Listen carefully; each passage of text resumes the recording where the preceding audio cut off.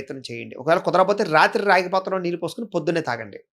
అలాగే రవిగ్రహ అష్టోత్తర శతనామావళి స్తోత్రాన్ని రోజు కూడా పారాయణ చేసుకోవడానికి ప్రయత్నం చేయండి. ఏ పని మొదలుపెట్టినా ఆదివారం రవిహోరలో మొదలుపెట్టండి. పొద్దున్నే రవిహోర ఉంటుంది ఆదివారం నాడు. అలాగే ఎర్రని వస్త్రంతో కూడుకున్నటువంటి పంచె కండువాని మీ బ్రాహ్మణులకు కానీ, పురోహితులకు కానీ దానం చేయండి. ప్రతి సంవత్సరం కూడా అయ్యప్ప మాల ధరించడానికి ప్రయత్నం చేయండి.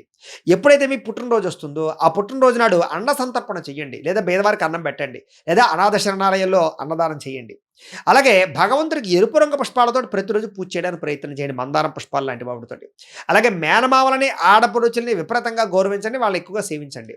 ఆదివారం రోజున శివుడికి అభిషేకం జరిపించుకోండి. మీకు చాలా బాగుంటుంది. అలాగే గోధుమలు కానీ, ఎర్ర రంగు పుష్పాలతోటి కానీ ఈ యొక్క సూర్యనారాయణమూర్తిని ఎక్కువగా ఆరాధన చేయడానికి ప్రయత్నం చేయండి. ప్రతిరోజు సూర్య నమస్కారాలు మీకు చాలా బాగా కలిసి వస్తాయి. వెంకటేశ్వర స్వామి వారికి బుధవారం నాడు కానీ లేదా శనివారం నాడు కానీ గులాబీ పుష్పమాలను సమర్పించడానికి ప్రయత్నం చేయండి. పేద బ్రాహ్మణుడికి పచ్చని వస్త్రాన్ని దానం ఇవ్వడానికి ప్రయత్నం చేయండి. కేజింపావు పెసలు దానం చేయడానికి ప్రయత్నం చేయండి. ప్రతి బుధవారం కూడా ఉపవాసం ఉండడానికి ప్రయత్నం చేయండి. అలాగే కొన్ని రకాల ప్రాంతాలు ఉంటాయి కదా, కొన్ని రకాల ప్రాంతాల్లో ఏదైనా అక్కడికి వెళ్ళినప్పుడు ఏదైనా మీకు బాగా ఏదైనా సేవ చేయాలనిపిస్తే కనుక సేవ చేయడానికి ప్రయత్నం చేయండి. అలాగే ప్రతి బుధవారం నాడు కూడా ఏదైనా గణపతి ఆలయంలోకి వెళ్ళి గరిగెడ్డని పూజ చేయడానికి కానీ, పూజించడానికి కానీ ప్రయత్నం చేయండి. తద్వారా మీ జీవితంలో మీకు చాలా బ్రహ్మాండమైన అనుకూలతలు కలుగుతూ ఉంటాయి. ఇక హస్త నక్షత్రం 1, 2, 3, 4 పాదాల వారికి సంబంధించినటువంటి ప్రత్యేక విషయాలు.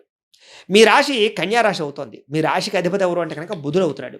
మీకు పెట్టవలసినటువంటి అక్షరాలు పు, షం, నా, ట అనే అక్షరాలతో ప్రారంభమయ్యే పేర్లు పెట్టాలి మీకు. మీ నక్షత్ర గణం దేవగణం. మీ నక్షత్ర జంతువు దున్నపోతు. మీ నక్షత్ర నాడి ఆదినాడి. మీ నక్షత్ర పాదం రౌప్యం.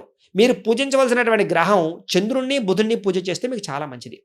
మీరు పూజించవలసినటువంటి దైవం అంటే ఎవరంటే కనుక అమ్మవారిని, అలాగే విష్ణుమూర్తిని ఎక్కువ ఆరాధన చేస్తే మీకు చాలా బాగా ఉంటుంది. అలాగే మీరు ఆచరించవలసినటువంటి ఆచార సాంప్రదాయం ఏమిటంటే కనుక ప్రతి